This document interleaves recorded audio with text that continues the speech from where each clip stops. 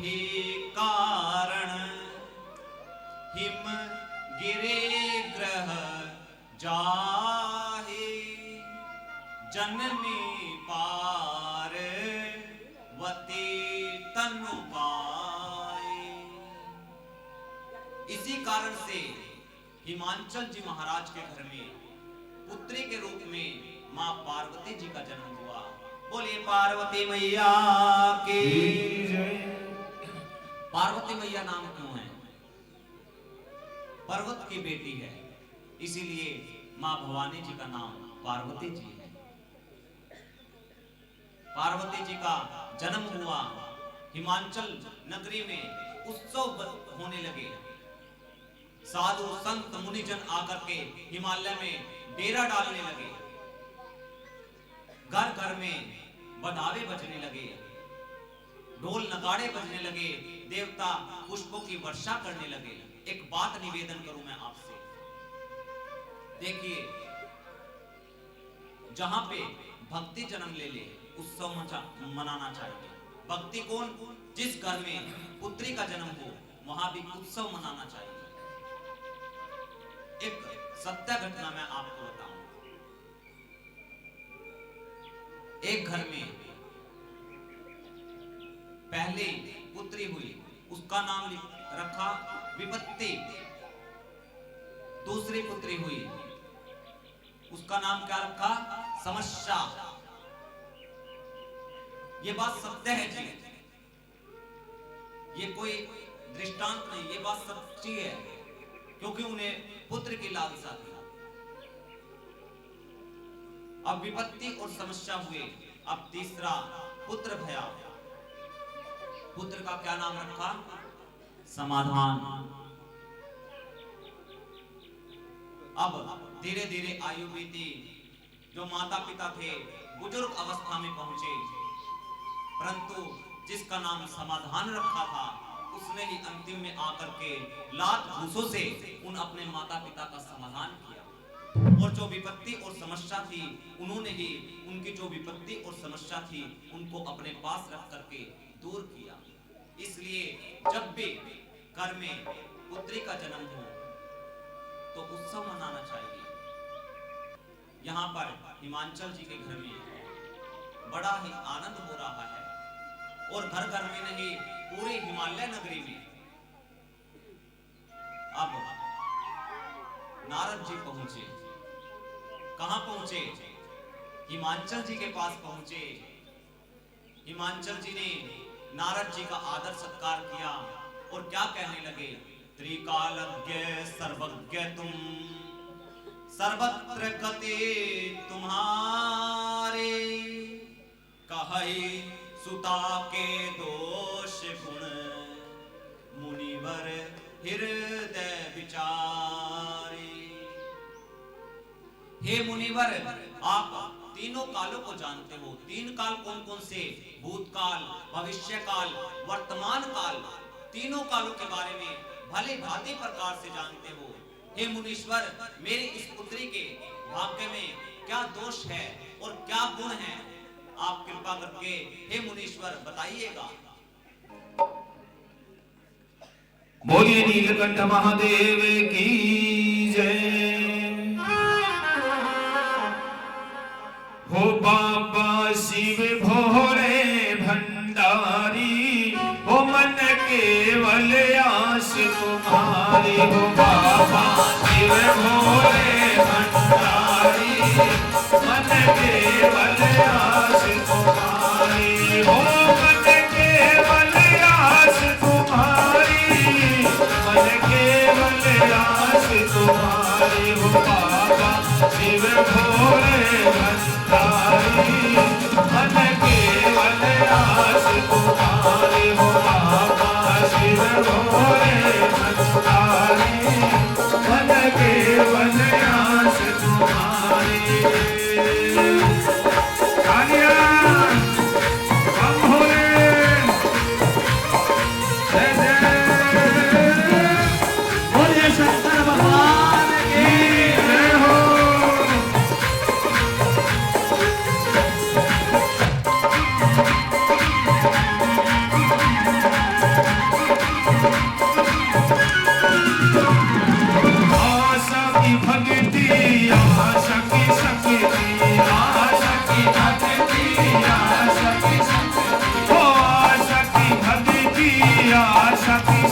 भक्ति आशा की भक्ति या आशा की दुनियादारी हो मन केवल आस तुम्हारी हो बाबा शिव भोले मन केवल आस तुम्हारी।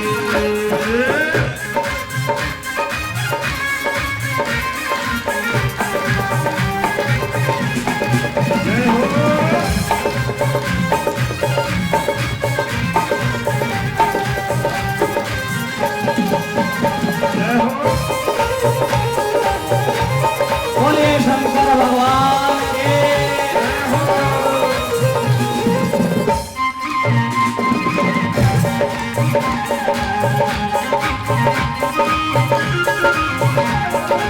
आशा करी थी माता पार्वती ने आशा करी थी माता पार्वती वो खुद मरे नाई कैलाशपति ने खुद मरे नाई कैलाशपति वो बड़े बैठा घर बारी वो मन केवल आस तुम्हारी हो बाबा शिव भोले तुम्हारी मन केवल आस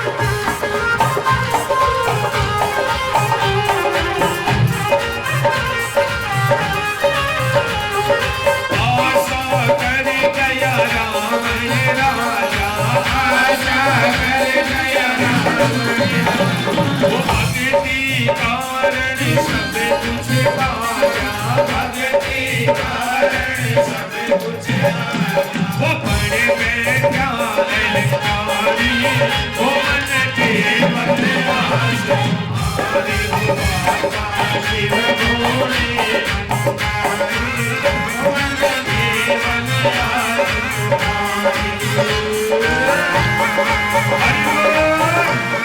हरि भोले जय हो।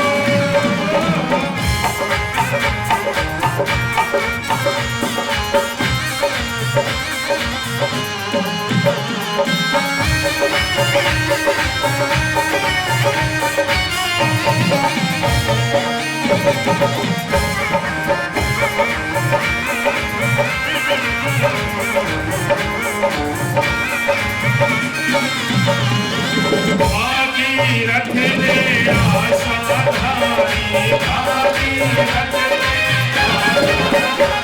जटा बीच नया गंगा उतारी जटा बीच नया गंगा उतारी इसमें धावया दुनिया सारी वो मन केवल आस तुम्हारी हो बाबा शिव भोले भंडारी मन केवल आस तुम्हारी हो मन केवल आस तुम्हारी मन केवल आस तुम्हारी हो बाबा शिव भोले भंडारी मन केवल आस तुम्हारी हो बाबा शिव भोले भंडारी मन केवल आस तुम्हारी हो बाबा शिव भोले भंडारी मन केवल आस तुम्हारी।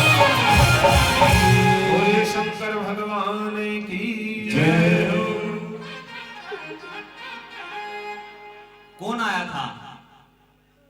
कौन आया था? कहां थे कथा में? नारद जी कहां आए थे? हिमांचल जी के पास।